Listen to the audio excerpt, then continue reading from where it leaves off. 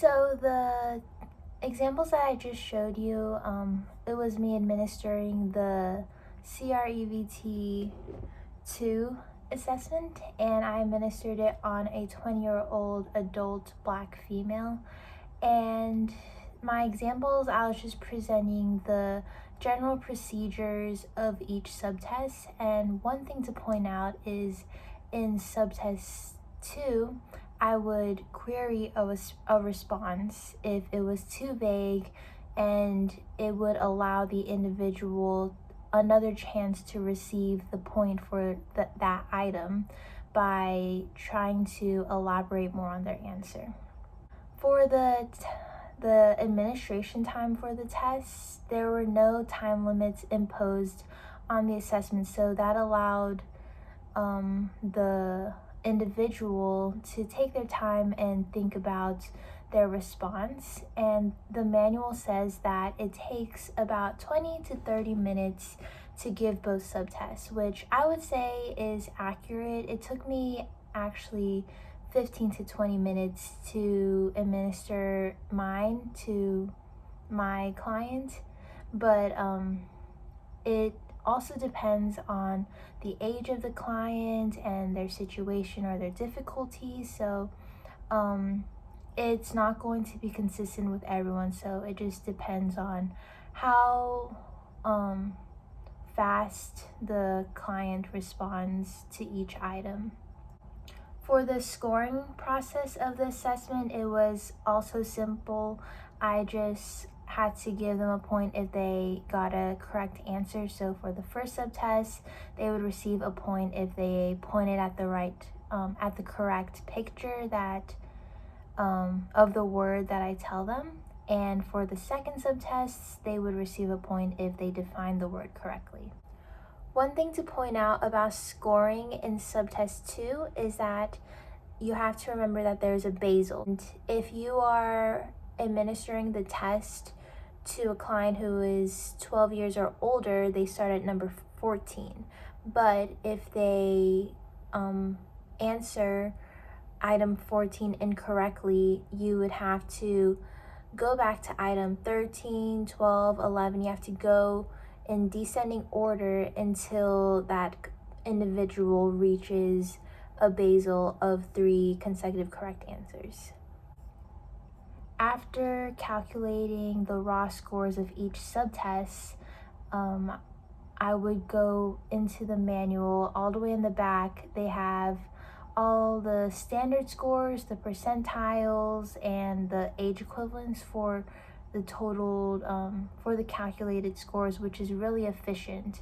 So I would find the standard scores of each raw score of each subtest, and then the sum of those 2 standard scores would equal the general vocabulary standard score.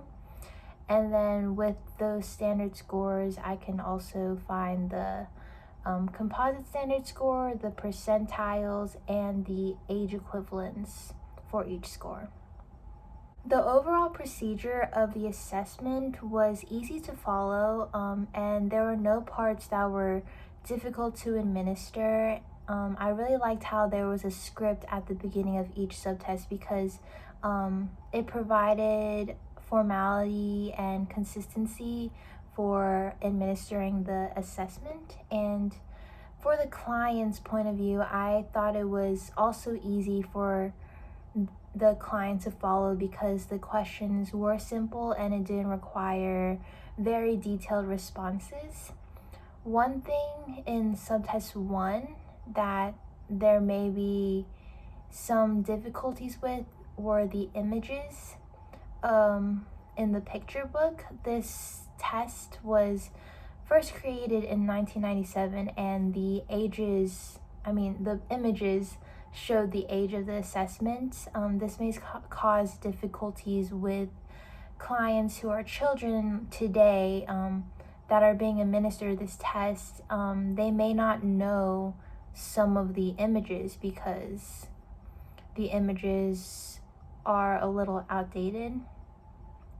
And for subtest 2, one of my main concerns were just determining if I needed to query a response. I really liked how the scoring booklet had examples of correct responses and responses that you should query, but there are so many variations of responses, and some of the examples for the query responses I thought would be valid. So it was a little bit difficult to determine in my opinion, and I think this is where the role of the clinician would take place, and in order to determine if a response is valid enough to receive a point.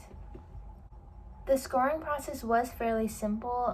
Like I said, it was really efficient to have all the standard scores, the percentiles, and the age equivalents. All that data was in the back of the manual, which was really helpful. And all the math really that I had to do was to add up the total raw score of each subtest. This assessment instrument was one of the more simpler tools that I've seen compared to other assessments that I've been able to look at, and there are no like extra toys or other tools you had to use during when administering the assessment. All I had to do was have the scoring booklets and the picture book, and those were pretty easy to administer. One of the main things that you can get from this assessment is if there is a difficulty in receptive and expressive vocabulary, hence why the title of the assessment has those things in it.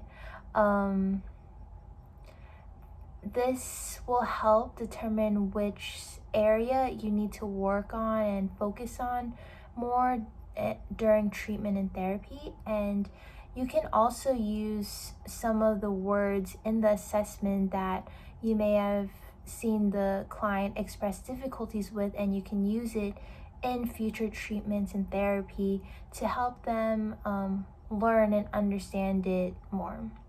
I think this test can be used if a child has spoken language disorders or late language emergence, and it can also be used for adults who have experienced a stroke or a traumatic brain injury and is demonstrating receptive and or expressive language difficulties.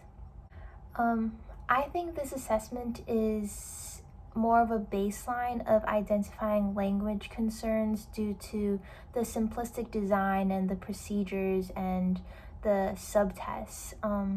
During the receptive subtest, you can identify receptive comprehension of the client, but there is no type of spoken language samples that you can get from that subtest. And in the expressive subtest, this is where you can find uses of sentences, word sentence structures, and morphology, but these responses aren't spontaneous or conversational language samples. So I believe this assessment is helpful in creating that baseline of finding and determining what areas of a language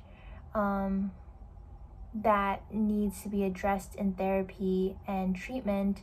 Then you can use more tools and incorporate appropriate activities for the client to not only practice their difficulties and improve, but to also retrieve language samples for us as clinicians so that we're able to identify the progress of the client and what we need to address more through therapy.